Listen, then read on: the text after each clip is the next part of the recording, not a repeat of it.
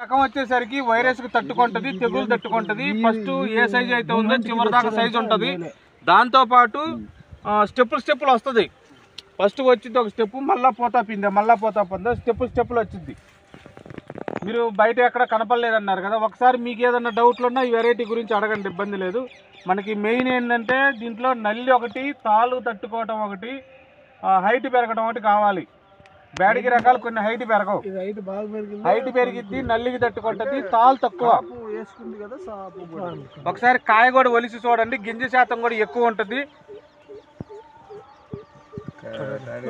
కాపు కూడా మీకు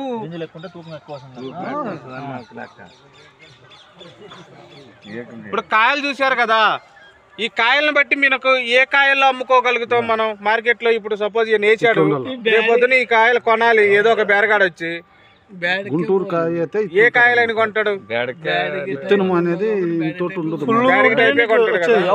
బ్యాడిగిలోనే పోద్దని మనం డిఫరెంట్ వెరైటీ కింద ఒక కొత్త రకం తెచ్చాం ఈ సంవత్సరం కూడా. అది కంపెనీ డెమో చూసుకొని కనుక మార్కెట్లోకి ఇస్తే మళ్ళీ ఏదైనా ప్రాబ్లం అవుతుందని చెప్పి రైతు వారి డెమో అంటే రైతులకే ఇవ్వాలి. అక్కడొక ఎకరం రైతుకు సెట్ అయ్యి ఏ నెలలో సెట్ అవుతుంది ఎట్లా, వాళ్ళు రైతు చేసే తీరుని బట్టి.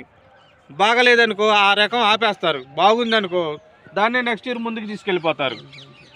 ఇప్పుడు యాక్చువల్గా నేను ఒక నెల క్రితం వచ్చాను, సార్ని అడిగా ఎక్కడెక్కడ ఇచ్చారు ఏంది పరిస్థితి అంటే, మాకల్లి తోటలు అంత అనుకూలంగా లేదు. అంతకుముందు వేరే తోట చూశాను, సేమ్ ఇంతే ఉంది, తోట బ్రహ్మాండంగా ఉంది. అదే దాని ప్రకారం మనకి ఇక్కడ కూడా తోట చాలా బాగుంది.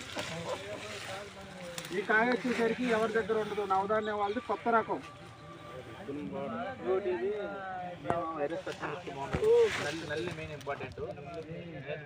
నల్లి తట్టుకుంటది. ఒకసారి మనం వస్తుంటే అన్ని కూడా ముడతలు వచ్చేసింది, నల్లి వచ్చేది.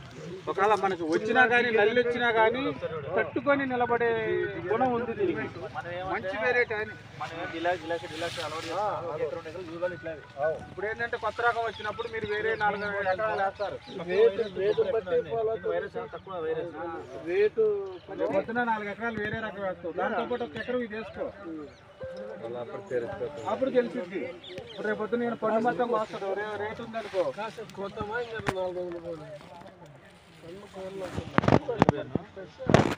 మళ్ళీ అర్థమైంది. అది ఉంటాయి అనుకో, మా ఊరికన్నా నీటికి స్టాప్ అయ్యి